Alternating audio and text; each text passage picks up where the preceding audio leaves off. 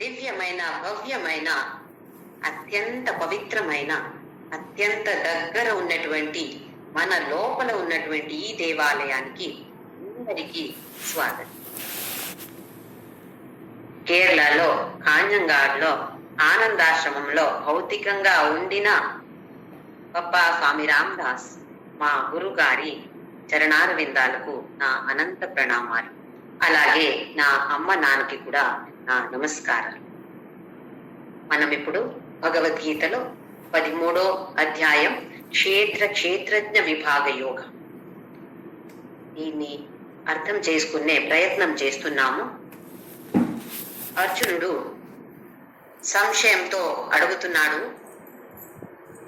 ప్రకృతి పురుష, క్షేత్రజ్ఞ, అలాగే జ్ఞాన జ్ఞేయ, దీనికి తేడా ఏం వ్యత్యాసం ఉంది, తేడా ఏంటి అని భగవంతుడిని అడుగుతున్నాడు.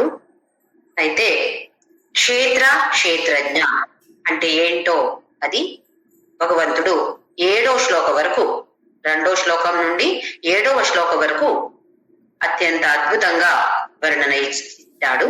ఆ తర్వాత 8వ శ్లోకం నుండి 12వ శ్లోకం వరకు మన వాల్యూస్ ఆఫ్ లైఫ్ అంటాము. అది క్వాలిటీస్ అని కూడా చెప్పొచ్చు, గుణాలని చెప్పొచ్చు, కానీ దానికి వాల్యూస్ అని చెప్తే ఇంకా బాగుంటుంది. మనలో అది ఉందా లేదా, ఈ 20 ఎలాంటి గుణాలని వర్ణిస్తాడు భగవంతుడు. అందులో నాలో ఏముంది, ఏ ఒక్క గుణమైనా నాలో ఉందా లేదా, ఇది మనం ప్రశ్న చేసుకోవాలి. మనము జనరల్ గా ఏం చేస్తాము, ఏదో ఒక గుణం గురించి ఎవరో ఏమో ఎక్స్ప్లెయిన్ చేస్తే వేరే వాళ్ళల్లో ఉందా లేదా అని చూస్తాం. వాళ్ళల్లో అది లేదు అంటే మనకి ఎంతో సంతోషం.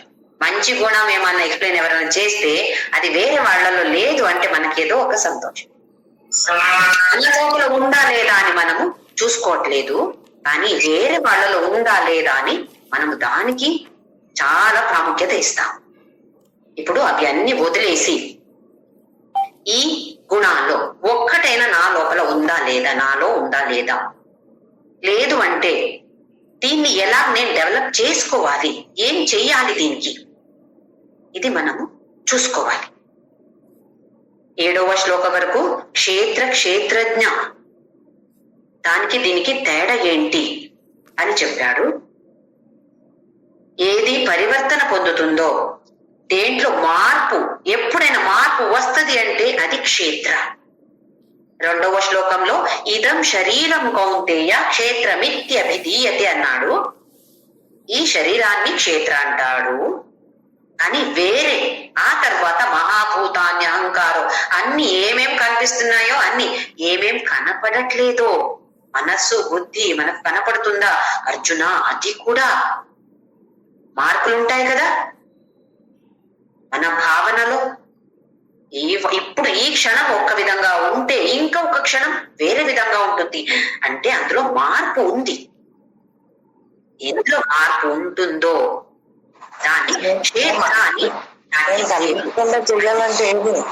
క్షేత్రజ్ఞ అంటే ఎందులో అస్సలు మార్పు రాదు, శాశ్వతంగా అస్సలు మార్పే రాదు అంటే దానికి పేరు క్షేత్రజ్ఞ అన్నాడు.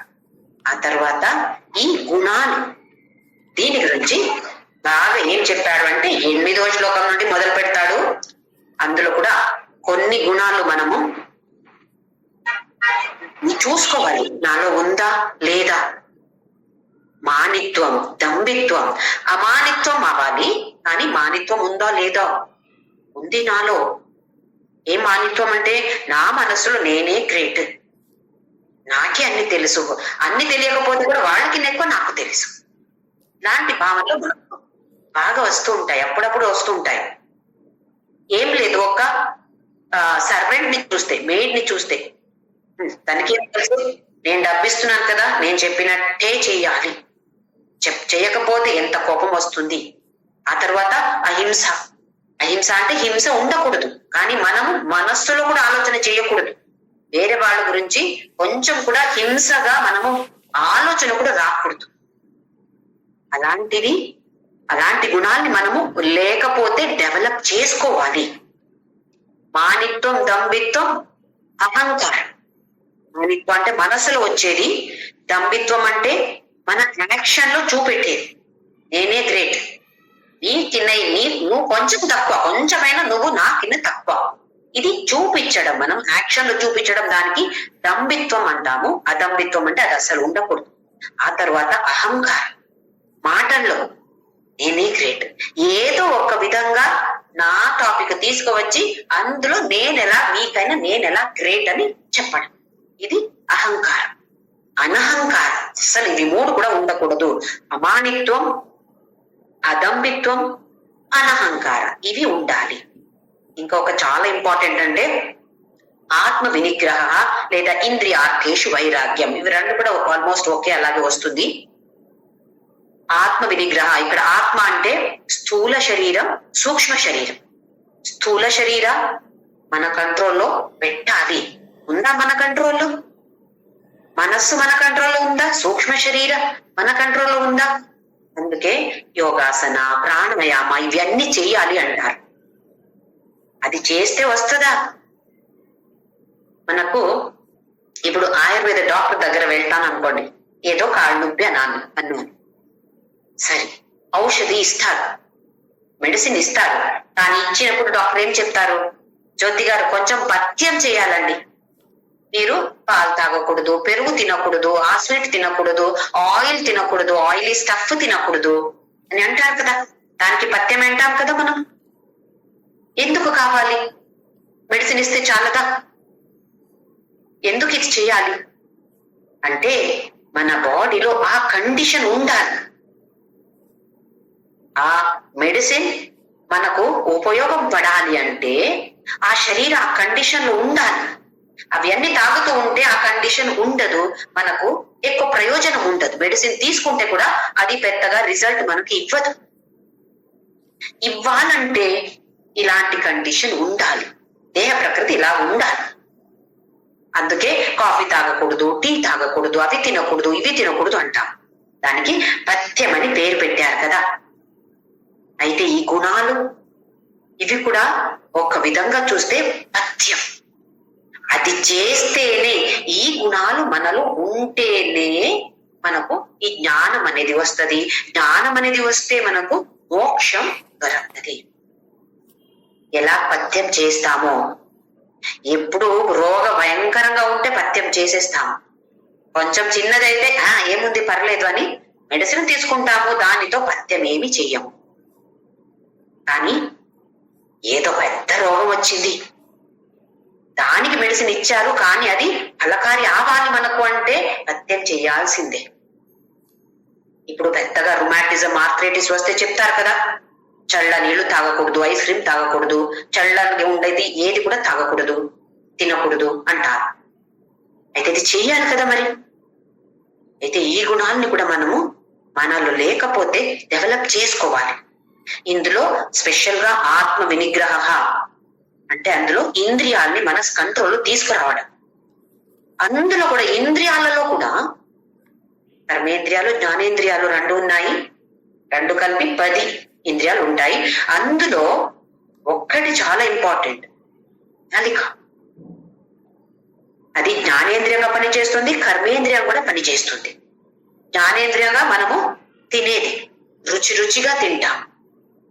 ఎంత రుచిగా ఉంటే కూడా మనకు తర్వాత కొంచెం ఉప్పు ఎక్కువ ఉంటే బాగుండేది. ఎలాగున్నాము చూడండి మనము. ఈ నాలిక కోసం ఎన్నో రకాలు కదా ఐటమ్స్, రోజు కొత్త ఐటమ్స్ కావాలి మనకు. ఇదేనా, లేవో నిన్న కూడా ఇదే తిన్నాం, ఇవాళ కూడా ఇదేనా, ఇంకా వేరే ఏదో ఎందుకు? అది ఒక్క నాలిక కోసం. అలాగే అది జ్ఞానేంద్రియ, ఇంకా ఒకటి కర్మేంద్రియ. దేనికి ఇచ్చాడు ఈ నాలిక భగవంతుడు? మంచి మాటలు మాట్లాడాలి, స్వీట్ గా మాట్లాడాలి, చక్కగా మాట్లాడాలి, అందరితో ప్రేమంగా మాట్లాడాలి ఇచ్చాడు కదా. ఎలా మాట్లాడుతున్నాం మనము? వాళ్ళని తిట్టి, వీళ్ళని తిట్టి, ఇంకా నెగటివ్ గా మాట్లాడి మన వల్ల ఎన్నో మందికి నొప్పి తగులుతుంది అంటే ఎంత పాపకార్యం మనం చేస్తున్నాము. సరి చెప్పట్లేదు, మనస్సులో కూడా ఆలోచన రాకూడదు కదా అలాంటిది. అయితే ఈ మనస్సు కూడా మన కంట్రోల్ ఉండాలి అని అసక్త అన్నాడు. అసక్త అంటే మెంటల్ డిటాచ్మెంట్, వ్యామోహం ఉండకూడదు. ఆ తరువాత పుత్రధార గృహాదిషు అనభిష్వంగ, విపరీతంగా అటాచ్మెంట్ పెట్టకూడదు. మనకెలా ఉంది, వాళ్ళకేమైనా అయితే నాకే అయినట్టు ఉంది. ఎందుకు అంత అటాచ్మెంట్ ఉంటుంది. ఇవన్నీ తగ్గించాలి. ఒకే రోజు మనకు రాదు. అర్థమైంది, చెప్తే ఇలాగ అర్థమైంది, కానీ దాన్ని ఆచరించాలంటే ఎన్నో రోజులు, ఎన్ని నెలలు, ఎన్ని సంవత్సరాలు, ఎన్ని జన్మలో తెలీదు. కానీ ప్రయత్నం చేయకపోతే మళ్ళీ పునరపి జననం పునరపి మరణం ఇలాగే ఉంటాము. ఏమి ఇంప్రూవ్ అవము. మనం కొంచెమైనా డెవలప్ అవ్వాలంటే మన ప్రయత్నం మనం చేయాలి. అలాగే మయి చానన్య యోగేన భక్తి అవ్యభిచారిణి, వ్యభిచారం ఉండకూడదు భక్తిలో. బ్రహ్మని నేను పూజిస్తున్నాను, ధ్యానం చేస్తున్నాను, ఇప్పుడు చేసినప్పుడు ఈ కృష్ణ రూపంలో చేస్తున్నాను. అయితే కూడా నేను చేసేది ధ్యానం ఎవరిది, పరబ్రహ్ముడిది చేస్తున్నాను అని ఒక భావన మనము ఈ ఫస్ట్ లో ఎలాగంటే మనకు అది రాదు, ఫోర్స్ఫుల్లీ మనం చెప్పాల్సి వస్తుంది మనసుకి. చూడు, నువ్వు చేస్తున్నావు, కృష్ణ పూజ చేస్తున్నావు, బాబా పూజ చేస్తున్నావు, కానీ ఎవరి బాబా, ఎవరి కృష్ణ అంటే పరబ్రహ్ముడే అని మనసుకు చెప్తూ ఉండాలి. ఆ ట్రైనింగ్ మనము మనస్సుకి ఇవ్వాలి. ఆ తర్వాత వివిక్త దేశ సేవిత్వం అరతిర్జన సంసది అన్నాడు. రతి జన సంసది అంటే మనం జన సమూహాలకి వెళ్తాము, లేదా వేరే వేరే ఏదో ఫంక్షన్ కి వెళ్తాము, మంచి గెట్ టుగెదర్ అంటాము, వెళ్తాము. వెళ్ళండి, వెళ్ళకూడదని భగవద్గీత చెప్పట్లేదు. వెళ్తే ఆ తర్వాత ఏం చేస్తారు మీరు అది చూడండి అంటున్నాడు భగవంతుడు. వచ్చి అక్కడ తినడానికి ఏమేమి ఉండింది, భోజన లంచ్ కి ఏమి ఇచ్చారు, డిన్నర్ కి ఏమి ఉండింది, బ్రేక్ఫాస్ట్ కి ఏమి ఉండింది, అందులో ఉప్పు దేనికి తక్కువ ఉండింది, ఎక్కువ ఉండింది, ఆయిల్ తక్కువ, ఆయిల్ ఎక్కువ, కారం తక్కువ, కారం ఎక్కువ, అవి అన్ని మనసులో పెట్టుకొని ఆ తర్వాత వేరే వాళ్ళకి చెప్పి అది ఇంకా స్ట్రాంగ్ గా ఇక్కడ ఉండిపోతుంది. రతి జన సంసది అంటే మనం అందులో ఉండిపోతున్నాం. ఎప్పుడు చూస్తే దాని గురించి, అక్కడ వాళ్ళు కనపడ్డారండి, వీళ్ళతో ఇలా మాట్లాడానండి, వాళ్ళు ఇలా చెప్తారండి. ఇవి అన్ని మనకు waste of time and energy, వ్యర్థం. మనకిది సమయం వేస్ట్ అయిపోతుంది, మన ఎనర్జీ కూడా వేస్ట్ అయిపోతుంది, మన మనసంతా అందులోనే ఉండిపోతుంది. చూడండి, మనం దేని గురించి ఎక్కువ మాట్లాడతామో అందులో మనసు ఉండిపోతుంది. అలా అవ్వకూడదు. భగవంతుడి గురించి, భగవద్గీత గురించి మాట్లాడితే అందులో మనసు ఉండిపోతుంది, అందులో ఉండాలి. ఎందుకంటే మనం ఇప్పుడు ఊరికే భక్తులు కాదు, మనమందరూ కూడా సాధకులు. ఈ సాధన పథంలో, అధ్యాత్మ పథములు మనము ముందుకు వెళ్ళాలంటే చేసేది మనకు అవసరం. వివిక్త దేశ సేవిత్వం ఒక్క 5 నిమిషాలు మన ఇంట్లోనే, ఎవరు లేనటువంటి ఒక్క రూమ్ కి కొంచెంసేపు అయినా ఎవరైనా రారు కదా, ఎవరు కూడా రారు. కొంచెంసేపు అయినా ఒక 2 minutes 3 minutes 5 minutes ఎంత మనకు కుదురుతుందో. లేదు ఎప్పుడు ఎవరో వస్తూ ఉంటారంటే సరే, రాత్రి నిద్రపోయినప్పుడు కొంచెం ఒక 5 minutes ఊరికి కూర్చొని దేని గురించి ఆలోచించే అవసరం లేదు. ప్రశాంతంగా కూర్చొని ఊరికి ఏమి చాంట్ చేసే అవసరం లేదు, ఏమి చదివే అవసరం లేదు, ఏమి ఆలోచన చేసే అవసరం లేదు. ఊరికే కూర్చోవాలి. అది చూడండి, చేయగలుగుతున్నామా? ఒక్క నిమిషం చేశామంటే పెద్ద సర్టిఫికేట్ అది. ఎందుకంటే ఆలోచన వస్తూ ఉంటుంది. అందుకే భగవంతుడు దీనికి ఎంత ప్రాముఖ్యత ఇచ్చాడు. వివిక్త దేశ సేవిత్వం, ఎవరు లేనటువంటి ప్రదేశంలో కూర్చొని కొంచెం సేపు అయినా కూర్చోవాలి. అందుకే ముందు అన్నారు వానప్రస్థాశ్రమ. అందుకే వానప్రస్థాశ్రమం అంటే ఎక్కడ అడవికి వెళ్ళి కూర్చోవాలని కాదు. మనస్సు ఇక్కడ నుంచి అంత డిటాచ్ చేసి కొంచెం సేపు అయినా కూర్చోవాలి. మరి అందరూ వచ్చే ప్లేస్ లో మనకు అంత కెపాసిటీ ఉందా? ఆ తర్వాత ఆ కెపాసిటీ రావాలి. ఎక్కడ ఒక సంతలో కూర్చుంటే కూడా నేను మెడిటేషన్ చేయగలుగుతాను. ఐస్ క్లోజ్ చేసే అవసరం లేదు, కళ్ళు మూసుకొని అవసరం లేదు. అలా ఉంటే కూడా నేను భగవంతుడితో కనెక్ట్ అవుతూ ఉంటాను. అలా పరిస్థితి ఆ తర్వాత వస్తుంది. కానీ ఫస్ట్ లో ఎవరు లేనటువంటి ప్లేస్ లో కూర్చుంటే కూడా మనసు అటు ఇటు తిరుగుతుంది కదా, దాన్ని కంట్రోల్ తీసుకురావడానికి కోసం వివిక్త దేశ సేవిత్వం అని అన్నాడు. నెక్స్ట్ శ్లోకం ఇప్పుడు చూద్దాము, 12వ శ్లోకం. అధ్యాత్మ జ్ఞాన నిత్యత్వం తత్వజ్ఞానార్థ దర్శనం ఏతజ్ఞానమితి ప్రోక్తం అజ్ఞానం యదతోన్యథా. అధ్యాత్మ జ్ఞాన నిత్యత్వం, నిత్య రోజు ఏం చేయాలంటే అధ్యాత్మ జ్ఞానం అంటే దాని గురించి కొంచెం ఆయన రోజు ఒక పారాయణం చేసేది లేదా చదివేది, ఈ పద్ధతి పెట్టుకోవాలి. మనం కూడా చదువుతాం, ఎన్నో ధారావాహిలు ఎన్నో పుస్తకాలు చదువుతాం. ఏం చదవాలి? అందులో అధ్యాత్మ గురించి పురాణ ఏముందో పుస్తకాలు ఉందో దాన్ని చదవాలి. చదివినప్పుడు ఎలా చదవాలంటే ఒక పద్ధతిగా చదవాలి. ఇప్పుడు చూడండి, మనము ఇక్కడ కొంతసేపు వెళ్తాము, ఈ సత్సంగానికి వెళ్తాము, ఆ సత్సంగానికి వెళ్తాము, అక్కడ ఏదో వింటాము, ఇక్కడ వింటాము. వినకూడదు అని కాదు, కానీ వింటే ఒక్కరు ఒక విధంగా చెప్తారు, ఇంకొకరు ఇంకొక విధంగా చెప్తారు. అప్పుడు ఏమవుతుంది? మనకు సంశయాలు ఎక్కువ అయిపోతున్నాయి. అప్పుడు ఇలా చెప్పారు, ఈయన ఇలా చెప్పారు, ఆవిడ ఇలా చెప్పారు, ఇది ఏమో వదిలేస్తాను నేను, నాకేం అర్థం అవ్వట్లేదు, ఏది కరెక్టో నాకు తెలియట్లేదు. వాళ్ళు ఒక్కరు ఒక్క విధంగా చెప్పి ఉండొచ్చు, అంటే వాళ్ళు దృష్టికోణం అలా ఉండొచ్చు. అదే సరి, ఇదే తప్పు ఏమి కాదు, లేదా వినకూడదు వెళ్ళకూడదు అని కూడా కాదు. కానీ వింటే అది సంశయం ఎక్కువ అవ్వకూడదు. నాకు ఇలాంటి పరిస్థితి ఉండింది. ఆ బుక్ ఈ బుక్ చదివి ఈ బుక్ చెప్పినట్టు ఆ బుక్ చెప్పట్లేదు, అది వేరే విధంగా చెప్తుంది, అంటే నాకేమో అది కాంట్రడిక్టరీ అవుతుంది అని విరోధంగా చెప్తున్నారు ఒక్క బుక్ లో అని అనిపించింది నాకు. అప్పుడు ఆనందాశ్రమంలో స్వామి సచ్చిదానందజీ అని ఉండేవారు, ఇప్పుడు ఆయన సమాధి పొందారు. ఇప్పుడు స్వామి ముక్తానందజీ అని ఉన్నారు. అయితే ఆయనకి నేను లెటర్ రాసేది, అదేంటి ఇలాగంటున్నారు, ఈ బుక్లు అలాగంటున్నారు, ఆ బుక్లు అలాగంటున్నారు, నాకు సంశయాలు ఎక్కువ అయిపోతున్నాయంటే స్వామిజీ చెప్పారు, కొన్ని రోజులు అన్ని బుక్స్ మూసేసేయి, ఏ బుక్ చదవద్దు, నువ్వు సంశయాలు ఎక్కువ వస్తున్నాయి కదా, అన్ని స్టాప్ చేసేయి, ఒట్టి రామనామం చేయది చాలు. అంటే మనస్సు తయారుగా లేదు. ఎప్పుడు మనస్సు రెడీగా లేదో అప్పుడు సంశయాలు ఎక్కువ వస్తున్నాయి. దానికోసం పథ్యం, ఆ పథ్యం చేయకపోతే మనం చేస్తాము చూడండి, అప్పుడు ఏమి పనికి రాదు. మనం చదువుతాము కానీ ఒక్కటి కూడా పనికి రాదు. మనం ఆచరించాలంటే ఒక దృఢ నిశ్చయం తీసుకోవాలి కదా. నేను ఇలాగే ఉంటాను, ఇలాగే చేస్తాను నేను అంటే దాంట్లో ఒక దృఢ నిశ్చయం ఉండాలి, నిర్ధారం ఉండాలి. నిర్ధారం తీసుకోవాలంటే సంశయం ఉండకూడదు. మనం ఇప్పుడు మన ఇంటి ముందు చాలా ఇటుకలు పడ్డాయని చూడండి అనుకోండి, ఎన్ని రోజులు అయిందో, ఎంత అసహ్యంగా ఉంది. ఎవరైనా వస్తే అడుగుతారు, ఇదేంటి ఇంటి ముందు ఇలా ఉంది, గలీజ్గా ఉంది, ఎన్ని ఇటుకలు ఉన్నాయి అక్కడ, ఎవరు ఇలా పడేశారు అని అంటాం కదా. అయితే ఆ ఇటుకల్ని తీసుకొని మంచిగా సిమెంట్ యూజ్ చేసి పద్ధతిగా చేస్తే ఒక పెద్ద మంచి ఇల్లు తయారవుతుంది, లేదా ఒక మంచి బిల్డింగ్ తయారు చేయొచ్చు కదా. అలాగే ఇక్కడ కొంచెం జ్ఞానం, అక్కడ కొంచెం జ్ఞానం, అది పద్ధతిగా మనం వెళ్ళకపోతే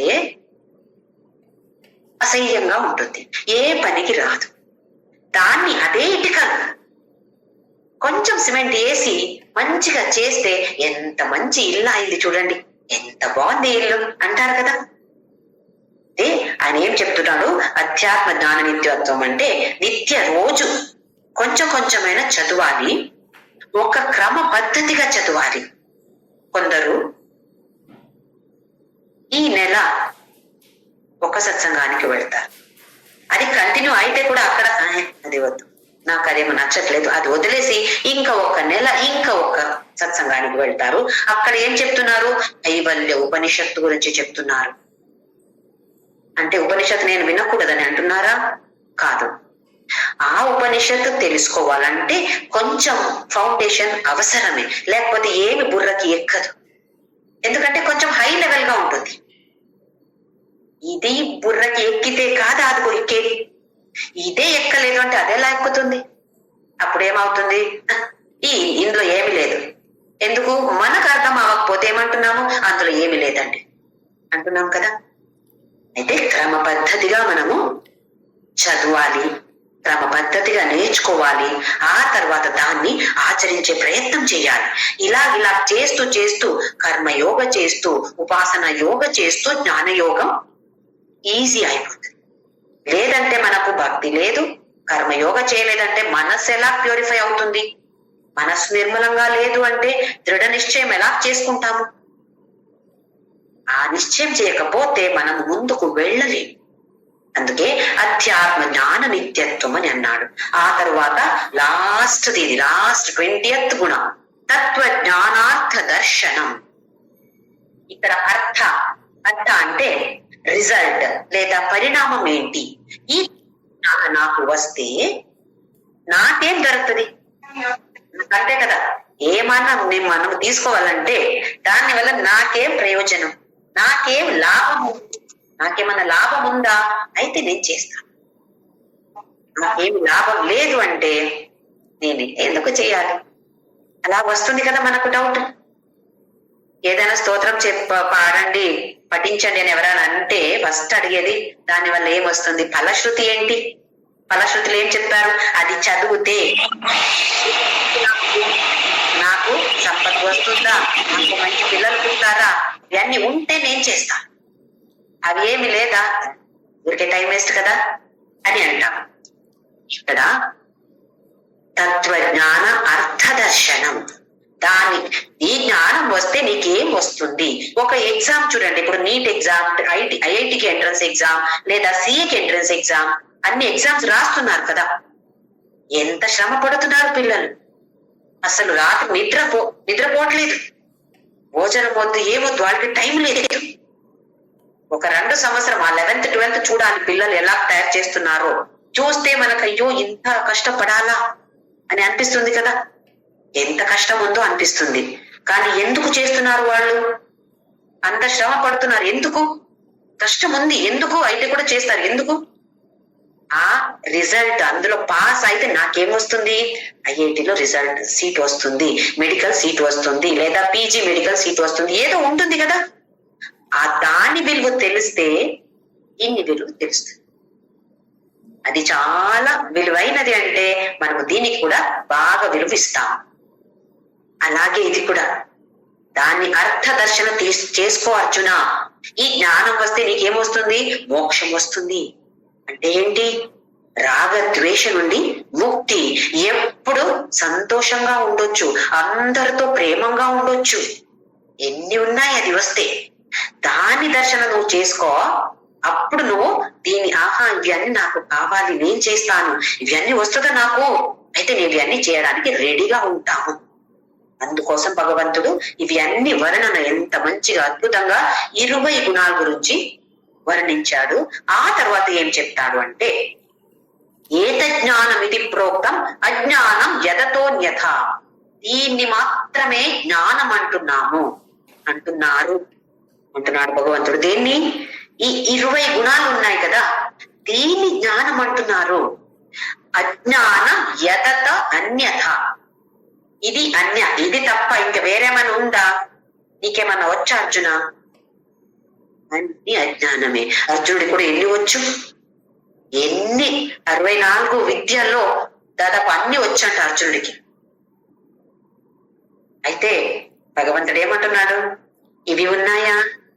ఇవి ఉంటే మాత్రమే, దీన్ని మాత్రమే జ్ఞానం అంటున్నాము. అది లేదా నీకేం తెలుసు? అవి అన్ని అజ్ఞానమే.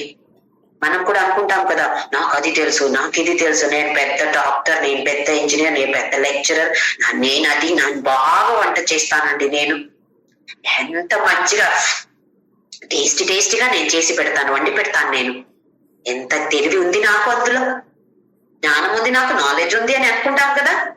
ఏమంటున్నాడు భగవంతుడు? పుస్సు చేస్తున్నాడు మనల్ని. ఇది అన్యత, ఇది తప్ప వేరేమన్నా ఉందా నీకు? అన్ని టుస్సా, ఏమి పనికిరాదు అంటున్నాడు భగవంతుడు. అయితే మనకు అది వద్దా? అది వద్దు అని కాదు, అది ప్రపంచ వ్యవహారానికి అది కావాలి. కానీ ఫోకస్ ఎక్కడ ఉంది? అందులోనే పడ్డావా? రా, మళ్ళీ రా. పునరపి జననం పునరపి మరణం, మళ్ళీ రావాల్సిందే. వేరే యోనిలు ఉండొచ్చు కానీ రావాల్సిందే, అది తప్పదు. దీని గురించి కొంచెం ఆలోచిస్తావా? కొంచెం కొంచెం ముందుకు వెళ్ళి ఆ తర్వాత స్టెప్ ఎక్కాలి కదా, ఒక్కొక్క స్టెప్ ఎక్కి తరువాత నీకు మోక్షం పొందుతున్నావు అర్జున అని అంటున్నాడు భగవంతుడు. అయితే మనము నాకేమైనా జ్ఞానం ఉందా అని మనల్ని మనమే క్వశ్చన్ చేసుకోవాలి. వేరే వాళ్ళ గురించి మనకు అనవసరం. నాకెంత వచ్చు, నేను ఏ లెవెల్లో ఉన్నాను, ఇంకా నేను పైకి ఎక్కాలని నేనేం చెయ్యాలి, అనిత్వం, దంభిత్వం, అహంకార ఇవన్నీ తీసేయాలి. ఈజీగా పోతుందా? వెళ్ళదు కదా. కానీ ప్రయత్నం చేస్తూ చేస్తూ అయితే ముందుకైతే వెళ్తాము. నెక్స్ట్ శ్లోకం చూస్తాము. శ్లోక నంబర్ 13. జ్ఞేయం యత్తత్ ప్రవక్ష్యామి యజ్ఞాత్వామృతమశ్నుతే అనాదిమత్పరం బ్రహ్మ న సత్తన్నాసదుచ్యతే. ఇంతవరకు జ్ఞాన గురించి చెప్పాడు. ఫస్ట్ క్షేత్ర అయింది, తర్వాత క్షేత్రజ్ఞ అయింది, ఆ తర్వాత జ్ఞాన అయింది. 6 ప్రశ్న అడిగాడు. ప్రకృతి అంటే ఏంటి, పురుష అంటే ఏంటి, అలాగే క్షేత్ర క్షేత్రజ్ఞ, అలాగే జ్ఞాన జ్ఞేయ. అందులో 3 అయింది. ఇప్పుడు క్షేత్ర అయింది, క్షేత్రజ్ఞ అయింది, జ్ఞాన అయింది. ఇప్పుడు 4వ శబ్దం వర్డ్ అంటే జ్ఞేయం. జ్ఞేయం యత్. జ్ఞేయం అంటే ఏంటి అర్జున? తత్ ప్రవక్ష్యామి, దాని గురించి నేను ఇప్పుడు నీకు చెప్తాను. యజ్ఞాత్వా అమృతం అశ్నుతే, దాన్ని నువ్వు తెలుసుకుంటే. జ్ఞేయ అంటే ఏంటి, దాన్ని నువ్వు తెలుసుకుంటే ఏమవుతుంది నీకు? అమృతం అశ్నుతే, అమృతత్వం పొందుతావు. మళ్ళీ పునరపి జననం పునరపి మరణం అవసరమే లేదు, మళ్ళీ రావు నువ్వు. మనకిదే కదా కావాలి. వస్తే కూడా సరే, వస్తామా, ఇంకా మంచి జన్మం రావాలి మనం, లేదా ఇంకా ఏదో నీచ జన్మం, చీమగా పుట్టడం, ఒక ప్రాణిగా పుట్టడం, అవి వద్దు మనకు. ఎందుకంటే ఈ మనుష్య జన్మ దొరకాలి మనకు అంటే ఎంతో డబ్బు ఖర్చు పెట్టాము. ఇక్కడ డబ్బు అంటే ఈ డబ్బు కాదు, ఎంతో ఖర్చు పెట్టాం మనం, ఎంతో మంచిది చేశాం మనం, అందుకే ఇక్కడ వచ్చాము, ఈ యోనిలో వచ్చాము, మనుష్య దేహం మనకు దొరికింది. ఇప్పుడు దీన్ని కరెక్ట్ గా ఉపయోగించాలి కదా, లేకపోతే రివర్స్ గేర్ వెనక వెళ్తాం. అలా అవ్వకూడదు, ఇంకా ముందుకు వెళ్ళాలి. ఒక్క స్టెప్ అయినా మనము ముందుకు వెళ్ళాలి. అలాగే వెళ్ళి మోక్షం దొరకాలి. అందుకే అంటున్నాడు యజ్ఞాత్వం అమృతం అశ్నుతే, దీన్ని తెలుసుకుంటే నీకు అమృతత్వం పొందుతున్నావు నువ్వు. అనాదిమత్ పరం బ్రహ్మ, అనాది చాలాసారి చూశాము. ఆది లేనటువంటిది అనాది, ఆది అంత 2 కూడా లేదు అంటే అనాది అనంత. ఇక్కడ అనాది అన్నాడు. మత్ పరం బ్రహ్మ, పరబ్రహ్మ అంటే ఇంకా శ్రేష్ఠ అన్నటువంటిది ఇంకా ఏమి లేదు. మనం ఇప్పుడు ఈ సృష్టికర్త బ్రహ్మ అంటాము, చతుర్ముఖ బ్రహ్మ అంటాము. అది పరబ్రహ్మ కాదు, పరబ్రహ్మ రూపం. ఎలా మనము రామకృష్ణ శివ అంటామో అలాగే ఆ చతుర్ముఖ బ్రహ్మ. ఇది ఆ బ్రహ్మం గురించి కాదు, పరబ్రహ్మ ఆ శక్తి గురించి భగవంతుడు చెప్తున్నాడు.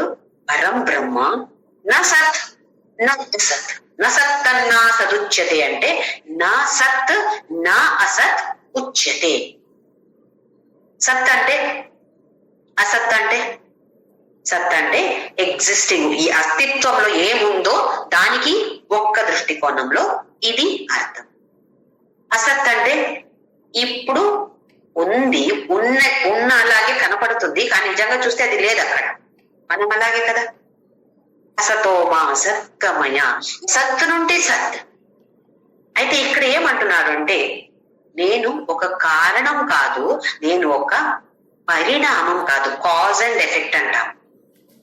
అంటే ఈ బ్రహ్ముడికి కారణం అవసరం లేదు, లేదా కారణం లేదు అవసరం లేదు అని కాదు, కారణమే లేదు, పరిణామం కూడా లేదు, కాజ్ అండ్ ఎఫెక్ట్ 2 కూడా లేదు. మనకు కొంచెం కన్ఫ్యూషన్ వస్తుంది కదా, ఒకసారి సత్ అంటారు, ఒకసారి అసత్ అంటారు, ఒకసారి నా అసత్ అని అంటున్నాడు భగవంతుడు. ఇదేంటో అంటే దానికి ఒక డెఫినేషన్ లేదు, అప్రమేయం, దేనితో మనము కంపేర్ చేయలేము. అలాంటిది ఈ పరబ్రహ్మ అనేది. గుణ లేదు, ఏమి లేదు, రూప లేదు, ఆకారం లేదు, మరి ఎలా తెలుసుకోవాలి? మనకు సంశయం వస్తుంది. అందుకే నెక్స్ట్ శ్లోకంలో భగవంతుడు ఏం చెప్తున్నాడో చూద్దాము. శ్లోకం నంబర్ 14. సర్వత పాణిపాదం తత్ సర్వతోక్షిశిరోముఖం సర్వత శృతిమల్లోకే సర్వమావృత్య తిష్ఠతి. నా సత్ నా అసత్ అంటే సంశయం వస్తుంది. అందుకే ఎక్కడ చూస్తే నేనే ఉన్నాను అని చెప్తున్నాడు. దీని ముందు ఆ జ్ఞేయం యత్ ప్రవక్ష్యామి అందులో ఒక కథ ఉంది. ఒకసారి చెప్పాను ఈ కథ, అది మర్చిపోయాను. ఇప్పుడు మళ్ళీ చెప్తాను. ఒకసారి ఒక నది దాటాలంటే అక్కడ ఒక బోట్ ఉండింది. ఆ బోట్ మ్యాన్ దాన్ని నడిపించేవాడు ఒక చాలా పువర్ మ్యాన్, ఏమీ తెలియదు అతనికి. ఒక్కసారి ఒక ప్రొఫెసర్ ఆ బోట్ లో ఎక్కాడు. ఇక్కడ నుండి అక్కడ వెళ్లాల్సింది ఆ ప్రొఫెసర్ కు ఏదో పని మీద. అయితే బోట్ ఎక్కాడు. ఇంకా 1 గంట ఉంది వెళ్ళడానికి. నీళ్లలో బోట్ మీద వెళ్ళాలంటే టైం పడుతుందంట. అయితే టైం ఉండింది. ఈ ప్రొఫెసర్ కు బోర్ కొట్టింది. మాట్లాడటం మొదలు పెట్టాడు. అడిగాడు, దేని గురించి? పాలిటిక్స్ గురించి అడిగాడు. తెలుసా నీకు ఇలాగా అయింది అని అడిగాడు. ఆయన చెప్పాడు, లేదండి నాకేమి తెలీదు దాని గురించి. నిన్న జరిగింది నీకు తెలీదా? ఏంటి నువ్వు పేపర్ ఏం చదవవా? సార్ నాకు చదవడం రాదు. స్కూల్ వెళ్ళలేదా నువ్వు? లేదు సార్, నాకు అమ్మ నాన్న నన్ను పంపించలేదు, డబ్బు లేని వాళ్ళండి, అక్కడ స్కూల్ కూడా దగ్గర లేదు, అయితే వెళ్ళలేదు. అయ్యయ్యో ఎంత పాపం ఇది, అనక్షరస్తుడు నువ్వు, అక్షరమే తెలీదా? చీ ఇలాంటి వాళ్ళు కూడా ఇప్పుడు ఉన్నారా? నాకు చాలా అసహ్యంగా అనిపిస్తుంది అని చెప్పాడు. ఇంకా కొంచెం దూరం వెళ్తే వేరే ఏదో అడిగాడు. దీని గురించి తెలుసా నీకు, దాని గురించి తెలుసా, అన్ని ఒకటి. ఎందుకంటే ఆయనకి తెలుసు, అది ప్రొఫెసర్ కి తెలుసు. మనం అలాగే కదా అడగడం. వేరే వాళ్ళతో ఎలా అడుగుతాము? మీకు ఇది తెలుసా అంటాము. ఎందుకు? నాకు తెలుసు. నువ్వు ఎప్పుడైనా నాకు తెలీదు అంటావా? నేనే గ్రేట్ అని మానిత్వం వస్తుంది, దంభిత్వం వస్తుంది, అహంకారం అన్ని వస్తుంది అక్కడ. నేనే గ్రేట్ అని. అయితే ఇలాగే 1 అరగంట సేపు నీకు అది తెలుసా, ఇది తెలుసా, అది కూడా తెలీదా నీకు, ఇది కూడా తెలీదా నీకు అని ఇలా బాగా మాట్లాడాడు. ఆ తర్వాత కొంచెం బాగా ఎక్కువ గాలి వచ్చింది అక్కడ. అయితే ఈ బోట్ పైన కింద అయింది. అలా అయ్యేసరికి కొంచెం నీళ్లు లోపల వచ్చేసింది బోట్ లోపల. మనకు అంతే కదా, ఈ గాలి ఎక్కువ వస్తే ఇలాగ అయితే నీళ్లు లోపల వచ్చేసింది. అప్పుడు నీళ్లు లోపల వస్తే ఏమవుతుంది? బోట్ మునిగిపోతుంది తెలుసు. అప్పుడు ఈ బోట్ మ్యాన్ అడిగాడంట ప్రొఫెసర్ని, సార్ మీకు స్విమ్మింగ్ వచ్చు కదా అని. వచ్చు అని అనుకుంటున్నాను. ఎన్ని నాలెడ్జ్ ఉంది సార్ మీకు, అన్ని దీని గురించి జ్ఞానం ఉంది, ఇది డెఫినెట్ గా వస్తుంది కదా మీకు అంటే. అది రాదు నాకు. అమ్మో ఏమవుతుంది ఇప్పుడు అంటే ఈయన చెప్పారంట, సార్ నాకు స్విమ్మింగ్ వచ్చు, మీకు రాదు కాబట్టి మీరు మునిగిపోతారు, ఈ బోటుతో మీరు కూడా మునిగిపోతారు సార్, సారీ సార్ అని చెప్పి ఆయన స్విమ్ చేసి ఆ నది క్రాస్ చేసేసాడంట. ఏమైంది ప్రొఫెసర్ కి? అది తెలుసా, ఇది తెలుసా, ఏమేం అడిగాడు? దేనికైనా పనికి వచ్చింది అక్కడ? అది ఆ జ్ఞానం, పాలిటిక్స్ జ్ఞానం ఉండొచ్చు, మెడికల్ జ్ఞానం ఉండొచ్చు, లేదా ఏదైనా జ్ఞానం అక్కడ పనికి వచ్చిందా? రాలేదు కదా. అలాగే ఇక్కడ కూడా అజ్ఞానం యథతోన్యత, ఇవి తెలిస్తేనే జ్ఞాన అంటాను నేను. ఇవి తెలీదా నీకు? ఇంకా అన్ని అజ్ఞానం అని. అలాగే మనము కూడా దీని గురించి కొంచెమైనా ప్రయత్నం చేసి నేర్చుకోకపోతే మనం కూడా ఈ సంసారంలో మళ్ళీ వస్తాము, మళ్ళీ అందులో ఉంటాము, అందులో పడి ఉంటాం. పైన ఒక వేరే ఉంది అని కూడా మనకు తెలియదు కదా, అంత అజ్ఞానం మనం. ఇంకా వేరే ఉంది, లోకం తప్ప వేరే ఏదో ఉంది, ఇంకొక లోకం అని కాదు చెప్పేది, ఈ లోకంలోనే ఉండి వేరే ఏదో ఉంది నేర్చుకోవడానికి. ఎన్నో ఉన్నాయి నేర్చుకోవడానికి అని అనుకుంటున్నాము. అవి ఇవి అక్కడ ఆ క్లాస్ ఈ క్లాస్ అన్ని వెళ్ళి అన్ని నేర్చుకుంటాం. సరే, నేర్చుకోకూడదని కాదు. కానీ దీని నుంచి పైకి రావాలంటే మనకి ఏమి ఇంపార్టెంట్, దానికి కొంచెమైన మనము గమనం పెట్టాలి. దేని నేర్చుకోవాలి నేను అని. ఇప్పుడు సర్వత పాణిపాదం తత్, ఇప్పుడే చెప్పాడు భగవంతుడు నేను సత్తు కాదు అసత్తు కాదు అని. అప్పుడు ఏమైంది అర్జునుడికి? ఇదేంటో సత్తు కాదు అసత్తు కాదు అంటే నేను మళ్ళీ ఎలా నేర్చుకోవాలి? ఈ శూన్యం అనేది ఎలా నేర్చుకోవాలి? గుణం లేదు, అది లేదు, ఇది లేదు, ఏం లేదంటే మరి కంపేర్ చేసి ఎట్లా నేర్చుకోవడం? అందుకే మళ్ళీ భగవంతుడు చెప్తున్నాడు సర్వత పాణి, అన్ని చోట చేయి చూస్తున్నావా నువ్వు? ఎవరిది చేతులు చూస్తున్నావు? అది నేనే. నా చెయ్యి ఈ చెయ్యి అది వాళ్ళ చెయ్యి వీళ్ళు చేయి అనుకుంటాం కదా. అర్జున అలా అనుకుంటున్నావు. ఎవరిది? నాదే అది. అలాగే పాదాలు సర్వత అక్షి, అక్షి అంటే కళ్ళు, శిరస్సు, తల, మొహం అందరికి చూస్తున్నావు నువ్వు. నువ్వేనుకుంటున్నావు? ఇది జ్యోతి మొహం, ఇది జ్యోతి తల, అలాగనుకుంటున్నావు కదా. ఇంకొక వ్యక్తిది ఆ తల, వాళ్ళది కళ్ళు అని అనుకుంటున్నావు కదా. ఎవరిది అది? ఎవరు అది? ఎవరిది అది? నేనే, నాదే. సర్వదా శృతి అంటే చెవులు, వినడానికి ఉపయోగించే అంగ చెవి, అందుకే చెవులు. అలాగే లోకే సర్వం ఆవృత్య తిష్టతి, అన్ని చోట నేనే ఉన్నాను. ఇప్పుడు మనము గోల్డ్ ఒక 10 సవరలు ఉంటే ఒక చైన్ చేసుకోవచ్చు, ఒక బ్యాంగిల్ చేసుకోవచ్చు, లేదా వేరే వేరే వెరైటీ చేసుకుంటాం కదా. ఒక్క చైనే వేసుకుంటామా అని మనము ఒక 10-20 పవన్ వేసుకొని ఒక్క చైన్ కాదు. ఒక 10 సవరన్ ఇస్తే ఒక 3-4 సవరంది ఒక చైన్, ఒక ఒడ్యానము ఏదో చేస్తాం కదా. అలా చేస్తే చూడటానికి ఎలా ఉంది? ఒక చైను, ఒక ఒడ్యానం, ఒక ఇయర్ రింగ్ అలా కనపడుతుంది. కానీ ఉండేది ఏంటి? అందులో బంగారమే కదా. దాంట్లో ఏం తేడా లేదు కదా. అందులో తేడా లేదు అంటే లోపల ఏముంది మనం నేర్చుకుంటే ఇది కూడా అలాగే. ఎక్కడ చూస్తే జనాలు కనపడుతున్నారు. మన పురుష సూక్త సహస్ర శీర్ష పురుష సహస్రాక్ష సహస్రపాత్, ఒక 1000 సహస్ర శీర్ష, ఎన్ని తలలున్నాయి? ఒక 1000. ఇక్కడ 1000 అంటే 1000 అంటే 1 2 3 4 1000 అని కాదు, అంటే చాలా ఉన్నాయి అని చెప్పడానికి సహస్రాన్ని యూజ్ చేశారు.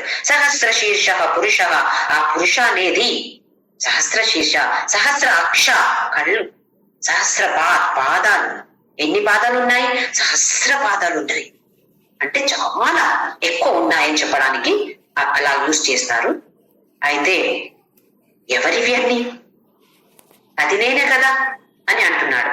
మన విజ్ఞానులు చూడండి ఎలాగంటే ఫస్ట్ లో ఏం చెప్తారు? ఏమేమి ఉన్నాయి ప్రపంచంలో అంటే ఎలిమెంట్స్, ఎన్నో ఎలిమెంట్స్ ఉన్నాయి అన్నారు. ఆ తర్వాత మాలిక్యూల్స్ అన్నారు, అణు.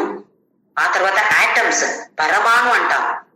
అలాగే ఆ తర్వాత దాన్ని డివైడ్ చేస్తూ చేస్తూ చేస్తూ వెళితే ఆ తర్వాత ఎలక్ట్రాన్, ప్రోటాన్, న్యూట్రాన్ అన్నారు. దాన్ని మళ్ళీ విభాగం చేస్తే, డివైడ్ చేస్తే ఏమొస్తుంది? అది ఊరికే శక్తి, ఒక ఎనర్జీ అన్నారు. మళ్ళీ మన సనాతన ధర్మం ఏమంటుంది? ఎప్పుడు చెప్పింది ఇది అంతా ఒక ఎనర్జీ అని చెప్పింది కదా. ఎప్పుడు? సైంటిస్ట్ ఏమో ఇప్పుడు చెప్తున్నారు. మన సనాతన ధర్మం ఎప్పుడో చెప్పింది దాని గురించి. అదే క్షేత్రజ్ఞ. ఆ క్షేత్ర అంటే ఏంటి, క్షేత్రజ్ఞ అంటే ఏంటి అని మన పురాణంలో ఎప్పుడో చెప్పారు, మన ఉపనిషత్తులు ఎప్పుడో చెప్పారు, మన సనాతన ధర్మం ఎప్పుడో చెప్పిన విషయం. ఇప్పుడు విజ్ఞానులు, సైంటిస్ట్ ఇప్పుడు దాన్ని చెప్తున్నారు. మనకు వాళ్ళు చెప్తేనే మనకు అది కరెక్ట్. మన సనాతన ధర్మంలో ఏం చెప్పారో దాన్ని ఒప్పుకోవడానికి మనము రెడీగా లేవు. నెక్స్ట్ శ్లోకం శ్లోక నంబర్ 15. సర్వేంద్రియ గుణాభాసం సర్వేంద్రియ వివర్జితం అసక్తం సర్వప్రచైవ నిర్గుణం భోక్తృ చ. సర్వేంద్రియ గుణాభాసం, సర్వ ఇంద్రియ గుణ ఆభాసం అయినట్టు ఆ లోపల ఉన్నటువంటి జ్ఞేయం అని దాని గురించి చెప్తున్నాడు. ఇప్పుడు జ్ఞేయం అంటే పురుష, పురుష అంటే ఆత్మ, అదే పరమాత్మ గురించే చెప్తున్నాడు. కానీ వేరే వర్డ్ యూజ్ చేశాడు, జ్ఞేయం. మనం యూజ్ చేస్తాం కదా. ఇప్పుడు కొందరు నన్ను అమ్మ అంటారు, కొందరు నానమ్మ అంటారు, కొందరు అమ్మమ్మ అంటారు, కొందరు అక్క అని పిలుస్తారు. వేరు వేరు విధంగా కదా. వ్యక్తి సేమ్, ఒకే వ్యక్తి. అలాగే ఇక్కడ ఆత్మ, పరమాత్మ, దాన్ని కొంచెం తేడా వస్తే జీవాత్మ అంటాం. పురుష అదే జ్ఞేయ. దేని గురించి నువ్వు నేర్చుకోవాలి, తెలుసుకోవాలి, అది జ్ఞేయం. దేని గురించి నీకు జ్ఞానం ఉండాలి, దాన్ని జ్ఞేయం అంటాం. ఎలా ఉంది అది? సర్వేంద్రియ గుణ ఆభాసం, అన్ని ఇంద్రియ గుణ ఉండినట్టు ఉంది. దానికి ఉందా? దానికి ఏ గుణ లేదు. అందుకే నిర్గుణం అని తర్వాత వస్తుంది. దానికి ఏ గుణం కూడా లేదు. ఇప్పుడు మనకు అన్ని ఇంద్రియాలు ఉన్నాయి, జ్ఞానేంద్రియాలు ఉన్నాయి, కర్మేంద్రియాలు ఉన్నాయి. అవి పని చేస్తుందా? పని చేస్తుంది అంటే దేని వల్ల చేస్తుంది? ఆ జ్ఞేయ, దేని గురించి నేను తెలుసుకోవాలో అది లోపల ఉంది కాబట్టి ఈ ఇంద్రియాలు పని చేస్తున్నాయి. అది లేదు అంటే ఇంద్రియాలు ఉండొచ్చు కానీ ఆ శక్తి లేదు, చూసే శక్తి. కళ్ళు ఉంటే కూడా చూసే శక్తి లేదు అంటే చూడలేము. ఆ శక్తి ఎక్కడి నుంచి వస్తుంది? అది వచ్చేది ఈ జ్ఞేయం. దేని గురించి తెలుసుకోవాలో అక్కడి నుంచి ఈ శక్తి వస్తుంది. దాన్ని కొంచెం వేరే వేరే విధంగా మనము చూస్తాము ఎట్లా అని. ఇప్పుడు నేను ఇట్లా ఫింగర్స్ చూపిస్తే, చేయి చూపిస్తాను, అడుగుతాను నేను, మీకేం కనపడుతుందండి? ఏమంటారు? చేయి కనపడుతుంది. కరెక్ట్ కదా, చేయి కనపడుతుంది అంటారు. ఆ చేయి పడాలంటే అక్కడ ఏముండాలి? అక్కడ ఏదో ఒక ప్రకాశం ఉండాలి, ఏదో ఒక లైట్ ఉండాలి. లైట్ లేదు, చీకట్లు నేను చూపిస్తే ఎవరికైనా కనపడుతుందా? లేదు కదా, చెయ్యి కనపడదు. అక్కడ వెలుగు ఉంది కాబట్టి, ఏదో బ్రైట్నెస్ ఉంది కాబట్టి మనకు తెలుస్తుంది. దాని గురించి ఎవరైనా చెప్తారా? నాకు అక్కడ లైట్ కనిపిస్తుంది జ్యోతి అని ఎవరైనా చెప్తారా? ఏం కనిపిస్తుంది? చెయ్యి కనపడుతుంది. చెయ్యి ఎందుకు కనపడుతుంది? అక్కడ లైట్ ఉంది కాబట్టి చెయ్యి కనపడుతుంది. కానీ లైట్ గురించి మనము మర్చిపోయాం. మనకేం కనపడుతుంది? చెయ్యి మాత్రమే కనపడుతుంది. అలాగే ఈ ప్రపంచం మాత్రమే మనకు కనపడుతుంది. దాని వెనక ఏముంది? ఆ తత్వం మనకు కనపడట్లేదు కాబట్టి మనము దానికి కొంచెం కూడా గమనం కూడా పెట్టట్లేదు. దాని గురించి ఆలోచించట్లేదు. ఎందుకు? మనకు కనపడట్లేదు కదా. లేదా we take it for granted. Light ఉంది కదా అందుకే కనపడుతుంది. లైట్ గురించి ఎవరు చెప్తున్నారు? ఇంకొక ఉదాహరణ చెప్పాలంటే, నేను ఇప్పుడు నాకు కొంచెం మంచినీళ్ళు కావాలండి అని అడిగితే ఎవరో తీసుకొస్తారు. ఎలా తీసుకొస్తారు? ఒక గ్లాసులో నీళ్లు పెట్టి పోసి తీసుకొస్తారు. గ్లాస్ ఎవరు అడిగారు? నేను నీళ్లు కదా అడిగింది అంటే జ్యోతికి ఏదో అయింది. నీళ్లు అడిగేంత కరెక్టే, నీళ్ళు ఎలా తీసుకురావాలి? దానికి ఏదో కావాలి కదా తీసుకురావాలంటే.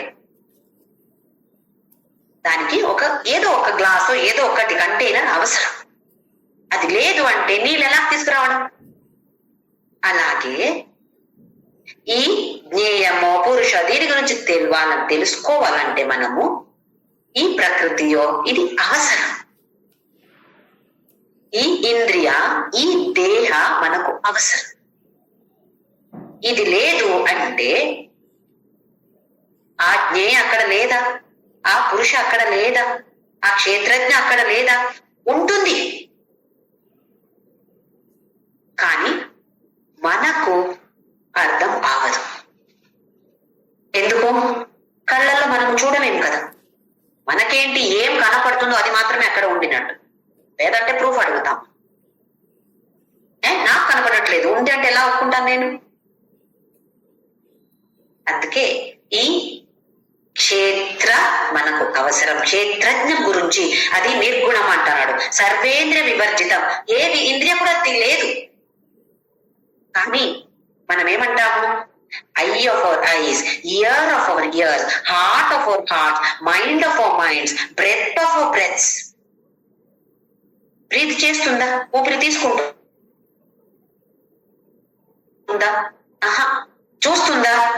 చూస్తుంది. అంటే కళ్ళు లేదు, అయితే కూడా చూస్తుంది. ఎందుకు? లాస్ట్ లో గుణభోక్తృచ, అన్ని ఫల అనుభవి ఎవరు? ఇంద్రియ లేదు, ఏ కళ్ళు లేదు, కానీ చూస్తుంది.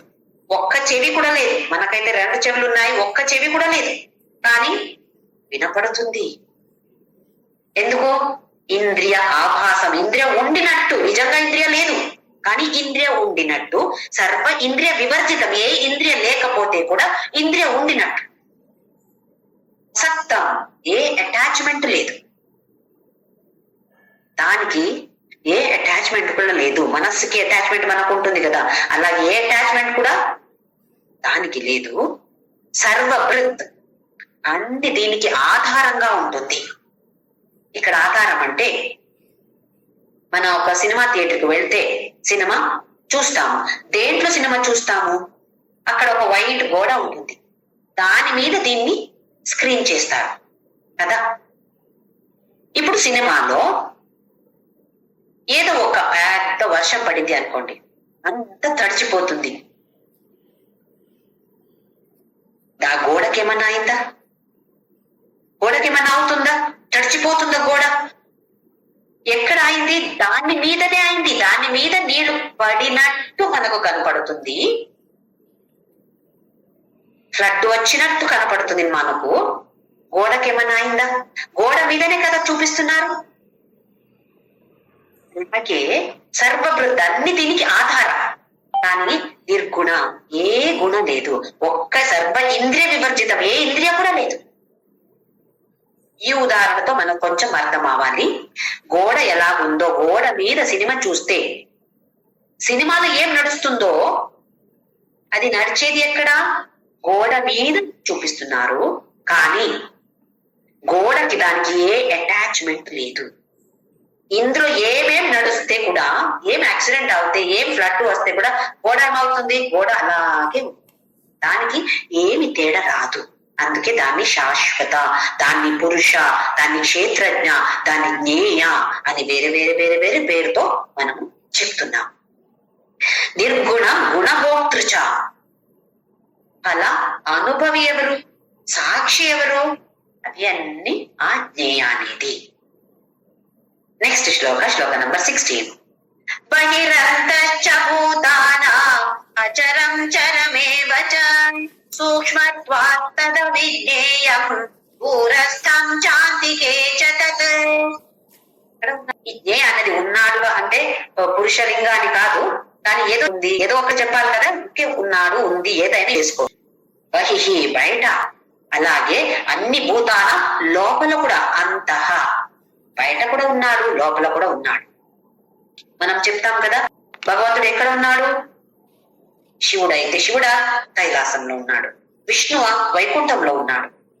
వైకుంఠంలో కూడా ఉన్నాడు, కైలాసంలో కూడా ఉన్నాడు. ఎందుకు? నాలో ఉన్నాడు కదా, నీలో ఉన్నాడు కదా. అయితే అక్కడ ఉన్నట్టు ఏం గ్రేట్ ఉంది? ఏమి లేదు. అన్ని చోట బహిహి, మన బాడీ బయట కూడా ఉన్నాడు, మన బాడీ లోపల కూడా ఉన్నాడు. బహిహి అంతశ్చ భూతాన అచరం చరం, అంటే మూమెంట్ ఉంది, మూమెంట్ లేదు. ఇవి రెండు మనకు ఒకసారి కన్ఫ్యూషన్ అవుతుంది. అంటే ఏంటి? ఇప్పుడు మనము ట్రైన్లో కూర్చొని వేరే ఊరు వెళ్తున్నాము, బెంగళూరు వెళ్తున్నాము అనుకోండి. అక్కడ వెళ్ళినప్పుడు అందినప్పుడు ఏం చెప్తా? బెంగళూరు వచ్చింది, బెంగళూరు వచ్చింది అంట. బెంగళూరు ఏమన్నా వస్తుందా? ఎక్కడన్నా పోతే కదా వచ్చేది బెంగళూరు. ఏమంటాము? వెలుతురు వచ్చింది. అలాగే సూర్యోదయ అంటాం. సూర్యుడు ఏం చేస్తాడు? అస్తమించే పని లేదు, ఉదయించే పని సూర్యుడికి లేదు. మనం కదా తిరిగేది, భూమి కదా తిరిగేది, ఆయన అక్కడే ఉంటాడు. కానీ చెప్పేది ఎలా చెప్తాము? నేను బెంగళూరు వస్తే కూడా బెంగళూరు వచ్చింది అని చెప్తాము. ఇక ఎలా వెళ్ళాము? నేను ట్రైన్ లో కూర్చున్నాను, ట్రైన్ కదా వెళ్ళింది, అందులో కూర్చున్నాము కాబట్టి మనం వెళ్ళాము.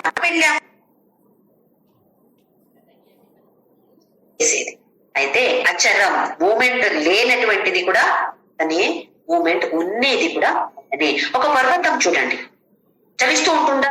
లేదు కదా. కానీ అందులో కూడా భగవంతుడే ఉన్నాడు. బహిహి అంత చరం అచరం అందుకే అయితే ఉన్నాడు, ఇలా ఉన్నాడు, నాకెందుకు తెలియట్లేదు? సూక్ష్మంగా ఉన్నాడు, దాన్నే జ్ఞేయం అంటున్నాము. కానీ అవిజ్ఞేయం, నాకు తెలియట్లేదు, ఎందుకు? కనపడట్లేదు కదా. కనిపిస్తే కదా మనకు తెలిసేది, కనపడట్లేదు, అందుకే అవిజ్ఞేయం. దూరస్థం చ అంతికే చ తత్, దూరంగా కూడా ఉన్నాడు, దగ్గర కూడా ఉన్నాడు. ఎక్కడ దూరం? కైలాసంలో ఉన్నాడు, వైకుంఠంలో ఉన్నాడు. ఎంత దూరమో అది. తిరుపతిలో ఉన్నాడు, అబ్బా ట్రైన్ లో వెళ్ళాలి, ఫ్లైట్ లో వెళ్ళాలి, బస్సులో వెళ్ళాలి, ఎంత దూరమో. అంతికే చ తత్, అలాగే దగ్గర ఉన్నాడు. ఎక్కడ దగ్గర అంటే ఎంత దగ్గర? మన లోపల ఉన్నాడు అంటే ఎంత దగ్గర చెప్పండి? ఇక్కడే. లేదా అతనే నేను, నేనే అతను, తేడా లేదు. నేను వేరే కాదు, భగవంతుడు వేరే కాదు. అంటే దగ్గర అంటే నేనే కదా, ఇంకెక్కడ దగ్గర దూరం కదా. నెక్స్ట్ శ్లోకం. అవిభక్తం చ భూతేషు విభక్తమివ చ స్థితం భూత భర్తృ చ తజ్ఞేయం గ్రసిష్ణు ప్రభ విష్ణు చ.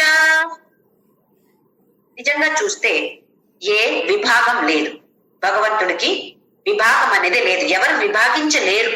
అవిభక్త అంటే విభాగం లేనటువంటిది. కానీ భూతేషు విభక్తం ఇవ చ స్థితం, అన్ని భూత అంటే ఏది అస్తిత్వంలో ఉందో ఒక వస్తు కూడా భూతం, మనం కూడా భూతం, ఏదైనా భూతం. ఆ భూతంలో ఉన్నాడు కాబట్టి మనకెలా కనిపిస్తున్నాడు? డివైడ్ చేసినట్టు. ఓహో ఇది ఒక వ్యక్తి. భగవంతుడు కనపడుతున్నాడా? లేదు. అయితే విభాగం చేసినట్టు ఉన్నాడు. నిజంగా చూస్తే ఏ విభాగం లేడు, విభాగం చేయలేము.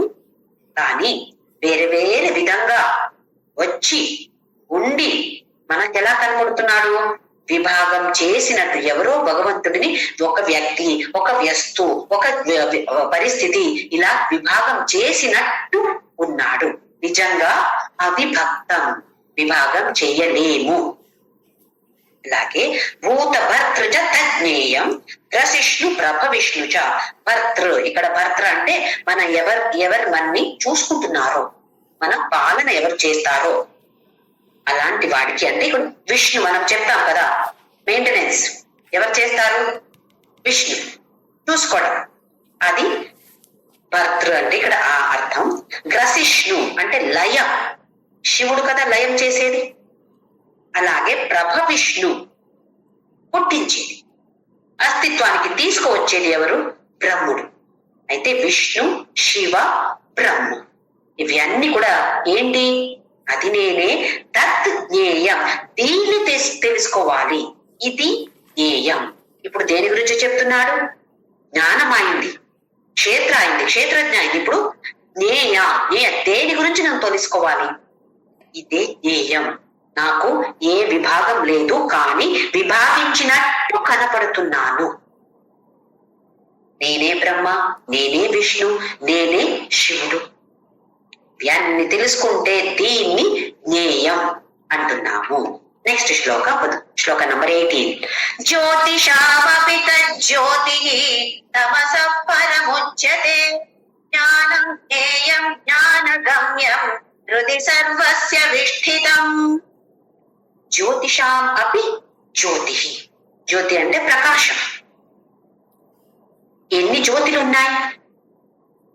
సూర్య ప్రకాశం ఉంది, చంద్ర ప్రకాశం ఉంది, నక్షత్రాలు ఎన్నో ఉన్నాయి, అగ్ని ఉంది. అలాగే లైట్నింగ్ వస్తుంది కదా, అన్ని ఎన్ని రకరకాల ప్రకాశం ఉన్నాయి. అయితే అన్ని నువ్వు అనుకుంటున్నావు సూర్య ప్రకాశం అని. ఎక్కడి నుంచి వస్తుంది అక్కడ ప్రకాశం? ఆ జ్యోతి ఎవరు? అది నేను. జ్యోతిషాం అపి జ్యోతి, అందులో ఉన్నటువంటి ప్రకాశానికి వచ్చే ప్రకాశం నేను, ఇచ్చే ప్రకాశం అది నేను. అలాగే తమసః పరముచ్యతే.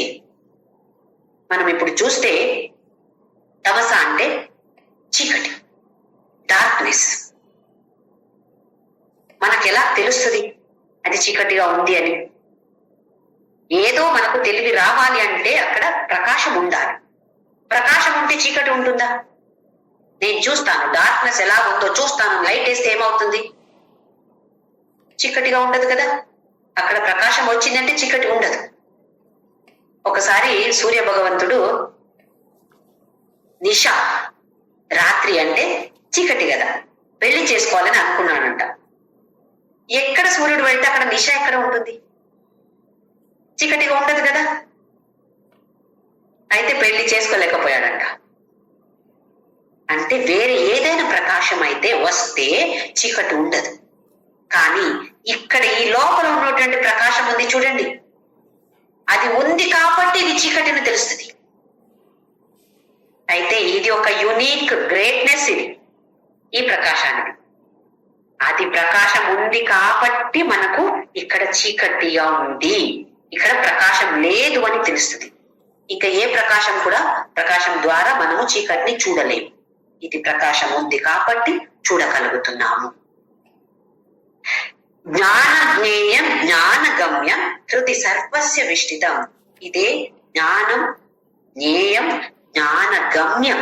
గమ్య అంటే మనం ఎక్కడ వెళ్ళాలి, మన డెస్టినేషన్, చేరేది ఎక్కడ మనం. ఇవి అన్ని కూడా హృది సర్వస్య విష్టితం. సర్వస్య హృది, అందరి హృదయం లోపల విశేషంగా ఉంది. ఈ ప్రకాశం ఉంది, ఈ శక్తి ఉంది కాబట్టి నువ్వు అన్ని చెయ్యగలుగుతున్నావు. లేదు అంటే మనసేమి చేయగలగదు. బుద్ధి, ఈ దేహం అంత వేస్ట్ అయిపోతుంది.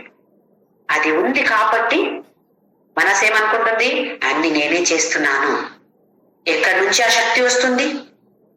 ఈ జ్ఞేయ లేదా ఈ పురుష లేదా ఈ క్షేత్రజ్ఞ నుండి ఈ ప్రకాశం నీకు వస్తుంది కాబట్టి ఇవి అన్ని నడుస్తుంది, ఈ పనులన్నీ నడుస్తున్నాయి.